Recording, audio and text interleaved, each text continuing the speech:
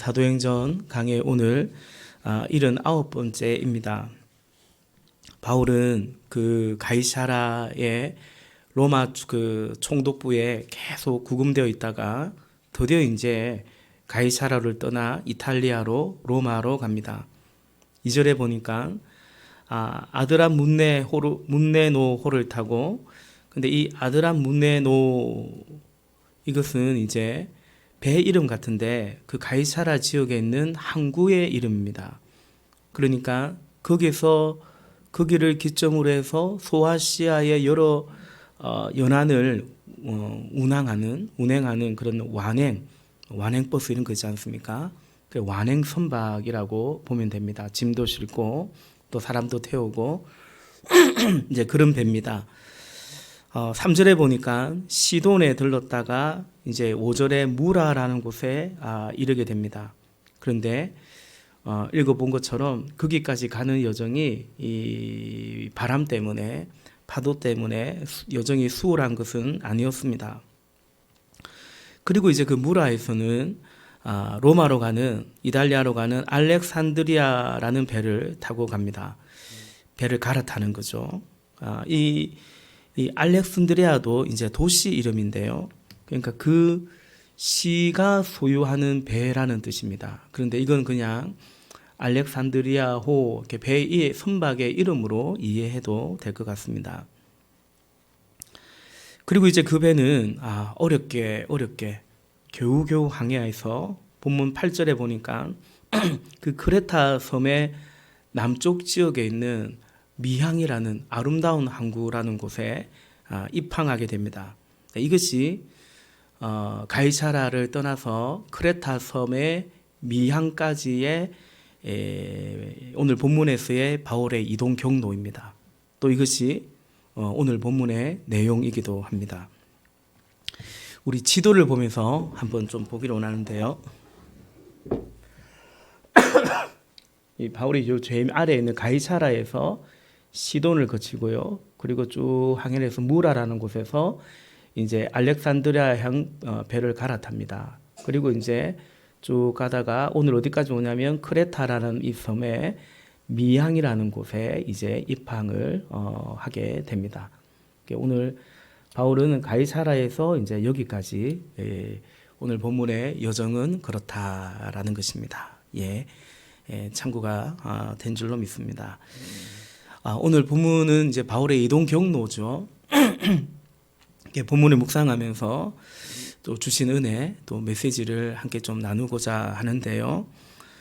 그것은 바로 결정하는 것과 결정되는 것에 대한 이해와 믿음이라는 주제입니다. 오늘 바울은 드디어 로마로 가게 되죠. 그런데 바울은 지금 고발을 당해가지고 재판을 받아야 되는데, 바울이 그냥 총독에게나 혹은 공회에서나 그런 데서 판결 받기를 거부하고요. 그가 로마 시민권을 가지고 있었기 때문에 황제에게 상소했습니다.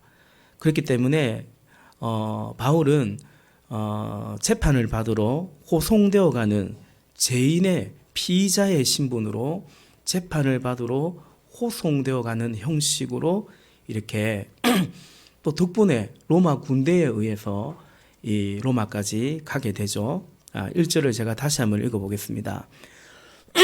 우리가 배로 이탈리아에 가야 하는 것이 결정되었을 때에 그들은 바울과 몇몇 다른 제수를 황제 부대의 백부장 율리오라는 사람에게 넘겨주었다. 아멘. 1절에 보니까 우리가 배로 이탈리아로 가야 하는 것이 결정되었다라는 거죠. 그러니까 바울이 결정한 것이 아니고 그렇게 결정되었다. 그래서 백부장 율리오라는 사람에게 넘겨줬다라는 거죠. 그러니까 여러분, 본문에서 바울은 주체가 아닙니다. 주체적이지 않죠. 바울은 그가 이렇게 가기로 결정한 것이 아니라 결정되어서 결정된 대로 갑니다. 또 누구와 같이 갈 것인지 그것도 그가 선택하였다라기보다는 백부장 율리오라는 사람에게 넘겨져서 이제 가고 있는 거죠. 여러분, 이것은 우리가 별로 원하는 어떤 형태의 삶의 형태나 그런 모습은 좀 아닌 것 같습니다. 그죠? 내가 주체적이기를 원하고 주도하고 리더하기를 원하지, 이렇게 수동적이거나 이렇게 결정되는 대로 따라가야 되거나 그냥 뭐 그런 어떤 위치나 그런 삶의 형태로 살아가는 거 썩 내켜하지 않죠. 그런데 그럼에도 불구하고 뭐 우리가 원튼 아니면 내켜하지 않든 그것과 상관없이, 그럼에도 불구하고 오늘 바울의 이런 본문의 이 모습은 바로 우리의 삶의 경험이고 우리의 삶의 현장이기도 하죠. 우리는 내가 꼭 결정한 대로 살아가거나 그렇게 되는 것만은 아니고 무엇보다 그런 위치에 내가 아예 있지 못할 때도 사실은 많은 것 같습니다. 바울이 지금 그렇습니다. 그가 로마로 가는 것, 이렇게 더디게 가고 싶지 않았거든요. 이제서야 가는데 이제라도 이렇게 가기로 결정되는 것, 또 무엇을 타고 가는지, 누구와 함께 가는 것인지 어느 것 하나도 바울이 결정해서 바울이 주체가 되어서 지금 이렇게 이동하고 있는 것이 아닌 것 같아요. 그런데 본문 2절에 보면 이런 바울과는 또 다른 차원의 사람들을 보게 됩니다. 우리 2절 말씀 같이 한번 읽어보겠습니다. 시작. 우리는 아드라 무떼노호를 타고 출항하였다. 이 배는 아시아 연안의 여러 곳으로 항해하는 배였다. 데살로니가 출신인 마케도니아 사람 아리스타고도 우리와 함께하였다. 아멘. 지금 이제 사도행전의 사도행전의 나레이터는 우리라는 복수 주어를 사용하죠. 그럼 우리가 누구일까요? 우리는이라고 하는데 일단은 바울이고요, 그죠? 그리고 우리라고 할 때에 이 사도행전의 저자인 누가가 포함되어 있습니다. 그리고 오늘 2절에 보니까 누가 같이 갔느냐, 이제 아리스다고라는 사람이 우리와 함께 했다, 이렇게 이해하면 되겠습니다. 누가는 그죠, 누가복음의 저자, 사도행전의 저자, 역사 저술가이기도 하고 또 의원이기도 합니다. 이 누가는 바울의 주치의가 되어서 끝까지 바울과 동행했던 사람이기도 하죠. 그래서 바울의 유언장이라고도 하기도 하는, 바울이 제일 마지막에 쓴 편지가 디모데 후서이거든요. 그 디모데 후서의 제일 마지막 장에 보면 바울이 이렇게 말합니다. 4장 11절에 보니까 누가만 나와 함께 있습니다, 이렇게 말하죠. 누가는 바울과 끝까지 함께한 사람이었습니다. 그리고 2절에 또 한 사람의 우리의 그 멤버를 소개하죠. 그가 누구냐면 데살로니가 출신인 마케도니아 사람 아리스다고라는 사람입니다. 바울이 이제 데살로니가에 머물면서 정말 거기는 얼마 있지 못했습니다. 그런데 그 박해가 있었기 때문에 복음을 전했는데 그때 회심한 사람 중에 한 사람이 아닌가 추측을 합니다. 이 사람 아리스다고가 이 성경에 제일 먼저 등장하는 장면은 사도행전 19장에서 이 에베소에서의 큰 소동이 있을 바로 그때였습니다. 이 성난 군중으로 돌변한 유대인들이 바울을 때려잡으러 찾아왔는데 마침 바울이 없는 거예요. 그래서 바울 대신에 누구를 붙잡았는가? 그 몇몇 사람들을 바울 대신에 붙잡아 놓고서 극장 안으로 밀어놓고 막 소요를 일으키고 막 죽이려고 이렇게 외치고 있었는데, 그때 바울 대신에 이 성난 군중들의 유대인들에서 잡혔던 사람 중에 하나가 누군가? 바로 아리스다고였죠. 사도행전 19장 29절 말씀해 보니까 그래서 온 도시는 큰 혼란에 빠졌고 군중이 바울의 동행자라고 되어 있죠. 바울의 동행자들인 마케도니아 사람 가이오와 아리스다고를 붙잡아서 한꺼번에 극장으로 몰려 들어갔다. 그리고 그 이후에 이 아리스다고는 바울의 편지에서 여러 번 언급됩니다. 예컨대 골로새서 4장 10절에 보니까 나와 함께 갇혀 있는 아리스다고와 바나바의 사촌인 마가가 여러분에게 문안합니다. 이렇게 인사합니다. 지금 함께 있대요, 바울과. 근데 바울이 어떻게 되어 있냐면 갇혀 있거든요. 옥에 갇혀 있는데 아리스다고도 나와 함께 갇혀 있다라고 말하죠. 또 빌레몬서 1장 24절에 보면 나의 동역자인 마가와 아리스다고와 데마와 누가도 문안합니다. 그러니까 이때도 빌레몬서를 기록할 때도 이 아리스다고가 함께 있는데 여기서 바울은 아리스다고를 나의 동역자라고 이렇게 소개합니다. 여러분 당시 로마의 법이 이렇대요. 제수가 이제 이렇게 호송되어 갈 때 그 제수와 동행할 수 있는 사람이 2명까지 허락이 된대요. 그런데 그 제수와 동행하는 사람은 2명은 등록해서 이제 동행할 수 있는데 그 사람의 신분은 뭐가 되냐면 그 제수의 노예 신분이 된다고 합니다. 그러니까 지금 바울이 제수로서 로마로 호송되고 있는데 그러면 동행하는 사람이 누구라고 했죠? 누가와 아리스다고거든요. 2명까지 등록이 가능해요. 그런데 이 두 사람은 어떤 신분이냐면 바울의 노예의 신분으로 함께 가고 있는 것입니다. 다시 말해 이것은 바울과 운명을 같이 하는 존재였습니다. 이게 이 배를 타고 가다가 나중에 풍랑을 만나고 오늘 본문 다음에 보면 바울을 죽이려고 하거든요. 바울을 죽인다고 한다면 이 두 사람은 그냥 같이 죽임을 당하는 바울과 생사를 같이 하는 그런 존재였던 것이죠. 여러분 바울이 그리스도의 종이고 그리스도의 노예로서 이 배에 올라타 있다고 한다면 여기 누가와 아리스다고는 그 바울의 노예로 바울의 종으로 지금 이 배에 함께 바울과 동승해 있는 것입니다.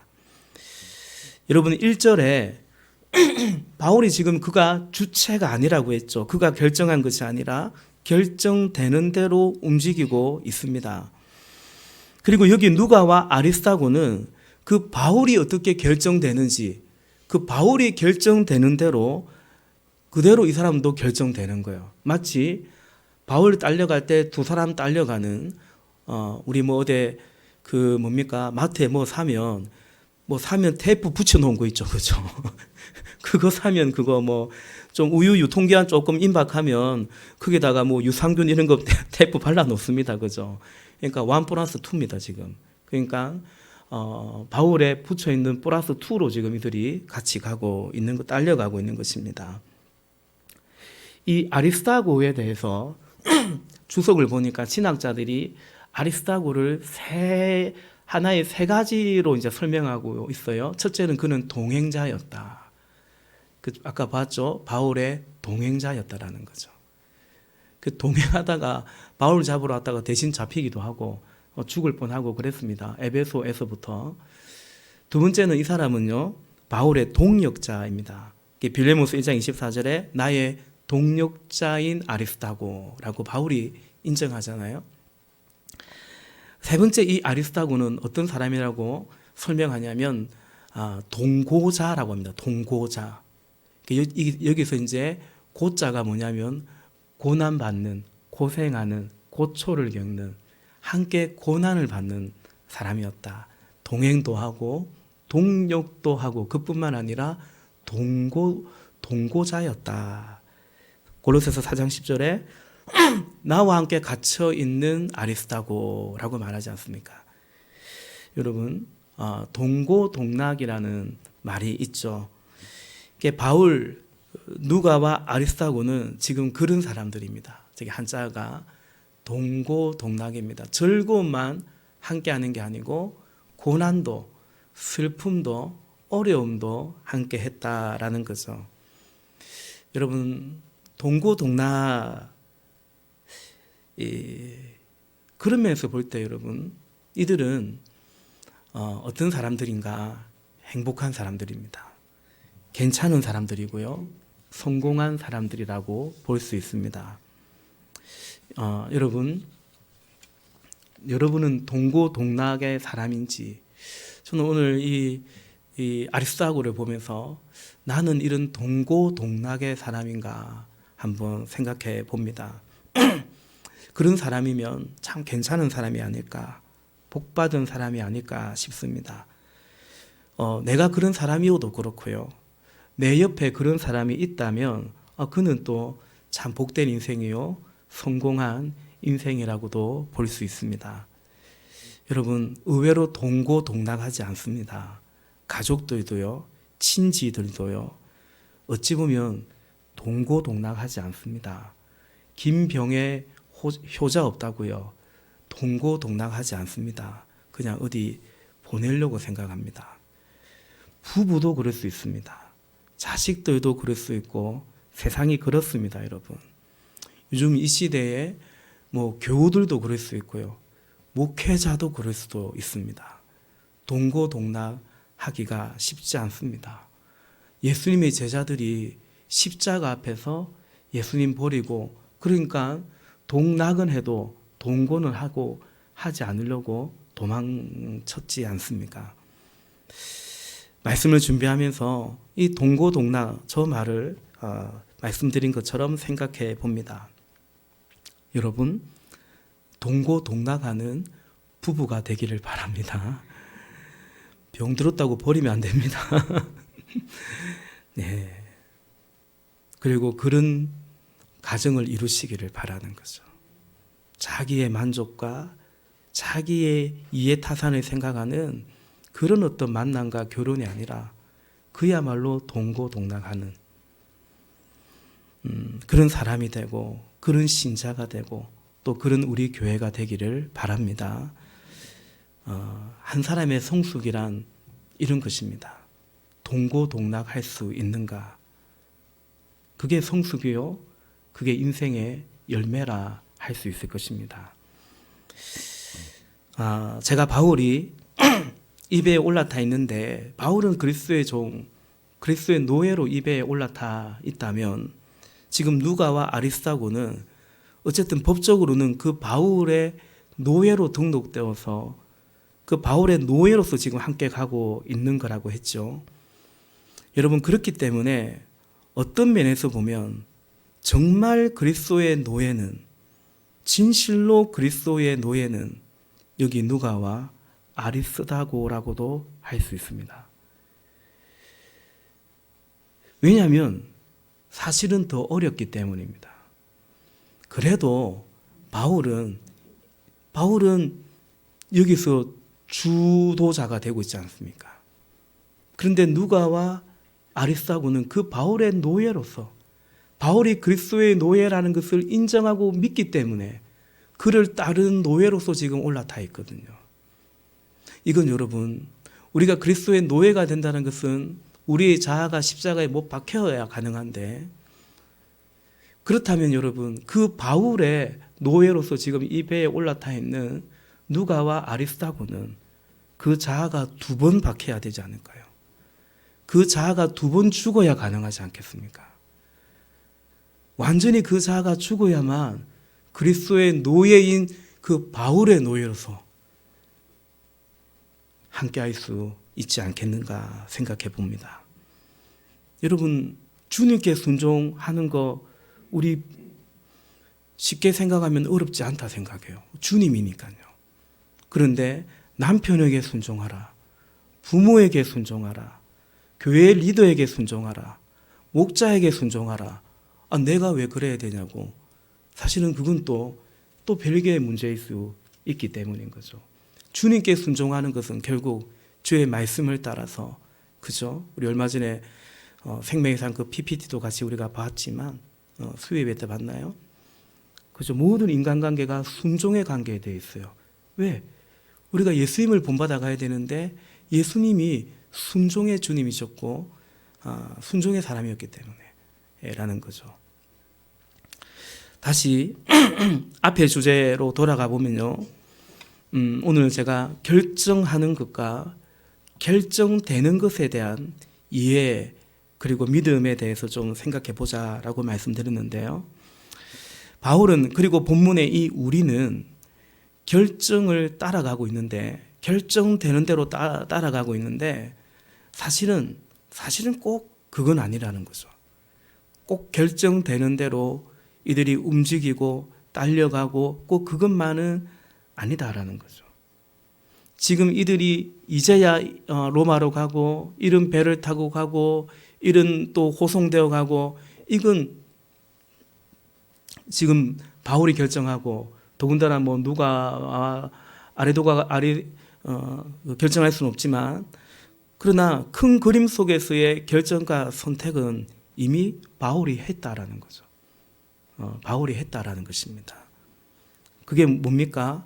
내가 로마로 가겠다라는 결정은 일찌감치 바울이 했습니다. 그죠? 사도행전 19장 21절 말씀해 보니까 이런 일이 있은 뒤에 바울은 마케도니아와 아가야를 거쳐 예루살렘으로 가기로 마음에 작정하고 나는 거기에 갔다가 로마에도 꼭 가보아야 하겠습니다 하고 말하였던 것입니다. 이들은 로마에까지 그 당시에 어쨌든 땅끝이라고 여겨지기도 하고 뭐 모든 길은 로마로 통한다고 했던 그 로마의 복음을 로마를 변화시켜야 된다라는 로마의 하나님의 나라 천국을 침노해 가야 된다는 그 복음을 전하기로 굳게 마음먹었습니다. 누가 그 결정을 했는가? 뭐 이 백부장이 혹은 총독이 결정한 게 아니에요. 바울이 성령 안에서 이미 결정을 했습니다. 그런데 그 가운데 일어나는 일들, 그러니까 그 시기라든지 진행하는 속도라든지 방식이라든지 어떻게 되어 간다라는 든지 그런 것은 이제 별로 개의치 않는 것을 우리는 보게 되죠. 다시 말해서 내가 로마에 가긴 가는데 그건 결정했어요. 근데 로마에 언제 가는가? 뭐 타고 가는가? 얼마나 편하게 가는가? 내가 누구와 내가 가고 싶은 사람과 같이 가는가? 내가 원하는 때에 가는가? 또 내가 그런 걸 했을 때 얼마나 사람들로부터 인정을 받고 혹은 그런가 그렇지 아니하는가? 바울은 이제 그런 것들은 쉽게 말해서 부수적인 것이라고. 그것은 별 중요한 것이 아니라고. 그것은 비본질적인 것이라고. 그렇게 마음먹었다. 그렇게 결정했다라는 것입니다. 빌립보서 1장 18절에 바울이 그런 고백을 하죠. 그렇지만 어떻습니까? 거짓된 마음으로 하든지 참된 마음으로 하든지 복음을 전하는데요. 당연히 참된 마음으로 해야 되는데 어떤 사람은 바울을 골탕 먹이려고 거짓된 마음으로도 복음을 누가 전했다는 거예요. 그래서 바울이 그러나 어떻습니까? 거짓된 마음으로 하든지 참된 마음으로 하든지 어떤 식으로 하든지 결국 그리스도가 전해지는 것입니다. 나는 그것을 기뻐합니다. 앞으로도 또한 기뻐할 것입니다. 라고 말합니다. 그러니까 바울은 이런 거 개의치 않겠다는 거죠. 바울은 이미 큰 그림의 큰 결정은 자신이 성령 안에서 굳게 다짐하고 결정했어요. 나는 복음 전도자가 된다. 나는 복음을 전할 것이다. 그런데 그것이 전해지는 어떤 방식 그리고 그것을 전해지는 과정에서 내가 어떠한가? 그건 별로 개의치 않겠다고 바울이 지금 말하고 있는 거예요. 여러분 오늘 우리의 고민, 우리의 낙심과 좌절은 무엇인가 내 생각대로 내 뜻대로 되지 않기 때문일 때가 많은 거죠. 내가 결정해야 되는데 말씀드린 것처럼 내가 선택해야 되는데 그러지 못하는 나의 위치, 나의 처지, 그런 무력함 또 거기서부터 오는 어떤 비굴함과 패배감이 나를 초라하게 만듭니다. 여러분 그때 그러면서 사람들이 결심하는 것이 뭐냐면 상승지향적인 삶을 결정하죠. 그러니까 내가 더 올라가면 된다. 내가 더 올라가면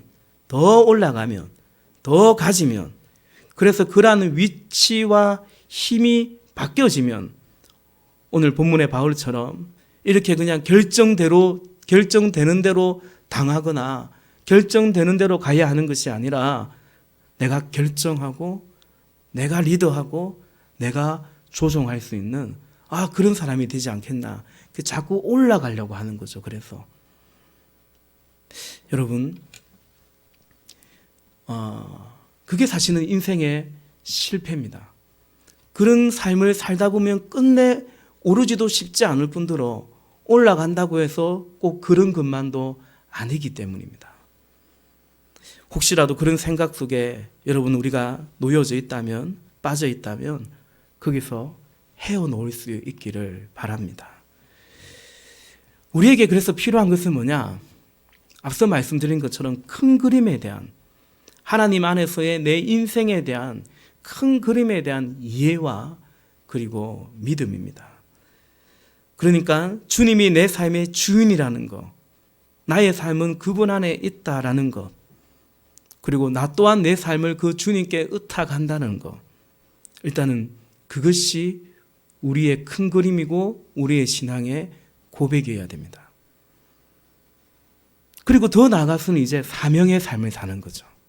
바울처럼 나 복음을 전하리라, 나 주의 종으로 살리라, 나 주님의 인도하심을 따라가리라, 이런 결단이죠. 나 목자 목녀의 삶을 살리라, 나 그리스도의 제자의 삶을 살리라, 이런 결단입니다. 이것이 큰 그림입니다. 그리고 그것은 우리가 주의 인도함을 따라 우리가 결정하고 우리가 순종하는 것이 되어야 됩니다. 그것이 확신이 있어야 됩니다. 이건 주님이 기뻐하시는 선택이다. 이건 주님이 나를 부르신 그 부르심이다 라는 것입니다. 오늘 바울이 그 확신 속에 있는 거예요. 그 확신 속에서 바울이 모든 이 여정의 상황을 주도하지는 못하죠. 다음 주에도 보겠지만 그 다음 본문에 봐도 바울은 좀 더 이따 가자 하는데도 이 백부장도 바울의 말을 듣지 않고 선장과 선주의 말을 따라서 출항하기도 하잖아요. 바울의 말빨이 별로 안 먹히는 거죠. 그럼에도 불구하고 주님이 함께한다. 나중에 이 배가 파손 위기에 갔을 때 바울이 뭐라고 합니까? 당신들 당신들 안 죽어요. 걱정하지 마세요. 하나님이 안 죽는다 했어요. 그렇게 말하잖아요. 그 배는 누구에게 달려있냐? 바울에게 달려있는 거거든요. 그런 확신이 있는 거죠. 그러면 그 안에서의 우리의 삶의 여정은 좀 더 여유가 있게 되는 거죠. 가령 여러분, 속도에서 여유를 가집니다. 때로 잘 될 때도 있고 잘 안 될 때도 있거든요.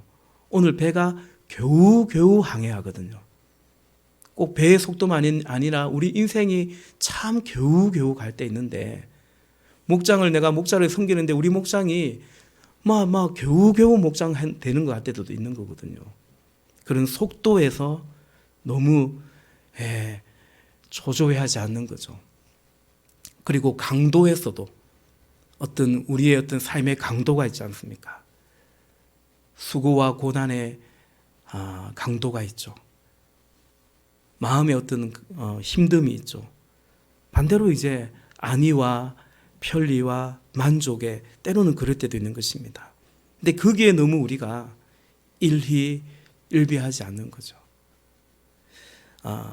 그게 이제 큰 그림 속에서의 확신이 있는 자가 누리는 것입니다.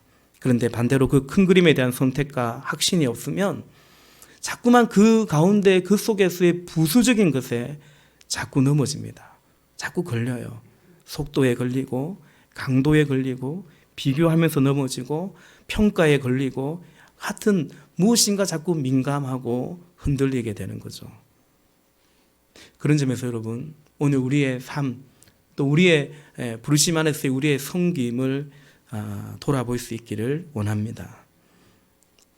여러분, 사실 이 시대를 살아가는 우리는 승치라는 것에 또 실적이라는 것에 굉장히 매여 있습니다. 그게 세상이 만들어 놓은 틀입니다. 그래서 모든 열매를 그 어떤 일과 그 일의 결과로서 평가받고 확인되는 것 같습니다. 우리가 그 속에서 우리가 영적으로 깨어 있을 필요가 있습니다. 그 일이 아니라, 그 일의 결과와 평가가 아니라 꼭 그것이 우리 인생의 그런 것이 아니다라는 거죠. 하나님과의 관계가 중요합니다. 하나님 안에 있는가, 그 생명과 그 평안 속에 있는가라는 것입니다. 제가 몇 주 전에도 그런 말씀 드렸지만, 먼저 그의 나라와 그 의를 구하라. 그러면 이 모든 것 너에게 더하시겠다라고 했을 때, 최근에도 어떤 지체가, 목사님 뭘 하면 하나님의 나라와 의를 구하는 걸까요? 무슨 일을 하면? 제가 그렇게 얘기했어요. 무슨 일을 하는 게 아니고 무엇을 하는 게 아니라 어떻게 하는가, 그게 아니겠냐. 여러분, 제가 그런 얘기했어요. 우리가 가령 우리 청년들이 이런 참 선호하는, 또 직장으로도 선호하는 기독교 NGO들이 있거든요. 뭐 월드비전이라든지 뭐 컴패션이라든지, 그죠? 그런 일을 한다 하더라도 내가 하나님의 통치 가운데 있지 않다면, 내가 하나님과의 관계 안에 있지 않다면, 아니 교회 사역을 한다 할지라도 내가 지금 하나님의 성령 충만 가운데 있지 않다면, 그건 하나님의 나라, 하나님의 의와 관계없는 거예요. 하나님의 나라는 하나님의 통치이기 때문에. 그렇지 않겠습니까? 어떤 직업을 갖느냐보다 더 중요한 것은 어떻게 하는가죠. 무슨 일을 하는 것보다 더 중요한 것은 어떻게 하느냐라는 것입니다. 오늘 제가 오전에 우리 개업 예배 가서도 그런 말씀 드렸는데, 제가 그 신학교 가기 전에 예수전도단 DTS에서 선교 여행을 가는데요. 제가 팀의 리더였거든요. 근데 우리 팀에 정말 그 미운 녀석이 있었어요. 시간이 지날수록 밉더라고요. 어느 날 제가, 하나님, 나 단기 선교 왔는데 일은 주님의 일인데 마음은 미움으로 가득 차 있는 것 같은 거예요. 그래서 제가 종종 얘기하잖아요. 그때 저의 고백이었어요. 하나님, 일은 하나님의 일을 하고 있는데 하는 방식은 마귀의 방식으로 하고 있는 거예요. 힘들었어요. 해겠죠. 여러분, 오늘 우리가 붙잡아야 될 것이 그런 것 같아요. 무슨 일을 하는가, 그보다 빌립보서 2장의 말씀처럼 예수의 마음으로 하는가, 그게 중요하죠. 복음이 나에게 살아있는가, 지금 하나님께 영광이 되고 있는가, 나의 삶이 그 어떠함이라는 거죠. 사실 이것이 오늘 우리가 거둘 열매이고 신자의 성공이고 승리인 것입니다. 사랑하는 성도 여러분, 오늘 설교의 제목처럼 바울의 여정은 겨우겨우 항해합니다. 겨우겨우. 어떻습니까? 고전을 면치 못하는 거죠. 참 변변치 못한 것입니다. 그런데 그것이 꼭 바울이 아닙니다. 지금 겨우겨우 항해하는 이 바울이 하나님과 어떤 관계 속에 있는가, 또 하늘로부터 오는 그 평안 속에 있는가, 복음의 영광 안에 있는가, 성령의 충만 안에 있는가, 이것이 실제입니다. 어떤 사람은 초고속으로 승진하고 승승장구할 수도 있습니다. 그런데 그의 삶이 하나님이 볼 때에는 겨우겨우 항해하는, 겨우겨우 믿음 생활하고 있는 그런 믿음일 수도, 그런 삶일 수도 있습니다. 반대로 어떤 이는 삶의 파도와 풍랑으로 인해요, 오늘 바울의 여정처럼 겨우겨우 가는 것처럼 참 더디게 보일 수도 있습니다. 그런데 꼭 그렇지 않습니다. 그 풍랑 때문에 더 빨리 갈 수도 있습니다. 파도 때문에 못 가는 것 같지만 그 파도를 언제부턴가 탈 수도 있기 때문입니다. 비행기 여행을 해보면, 그죠? 좀 먼 거리를 여행해보면 예상 시간보다 늦게 도착하는 경우도 있고, 또 저도 그런 비행기를 탄 적이 있는데 예상 시간보다 30분 이상 빨리 도착한 경우도 있었습니다. 기장이 설명을 해주더라고요. 바람 때문이라고요. 바람을 타가지고, 뒷바람을 타가지고 이게 비행기가 예상 시간보다 더 빨리 도착해 버렸다고 그렇게도 얘기하지 않습니까? 여러분, 겨우겨우 항해하는가, 그게 꼭 중요하지 않습니다. 어디로 가는가, 나는 그 배에, 이 인생의 항로에 왜 올라와 있는가, 왜 거기로 가는가, 그게 중요합니다. 바울은 로마로 갑니다. 주님의 말씀에 순종하여 갑니다. 바울은 그의 삶을 주님께 드렸습니다. 그래서 지금은 로마가 목적이지만 꼭 로마도 목적이 아니라 주님이 목적인 것입니다. 그분이 주님께서 지금 바울과 동고동락하고 있습니다. 그리고 바울 또한 그 주와 동고동락하고 있죠. 그래서 바울은 행복한 사람인 거죠. 복된 것입니다. 사랑하는 여러분, 우리 주님과의 동고동락에 그 믿음의 여정이 되시기를 주님의 이름으로 축복합니다. 기도하겠습니다.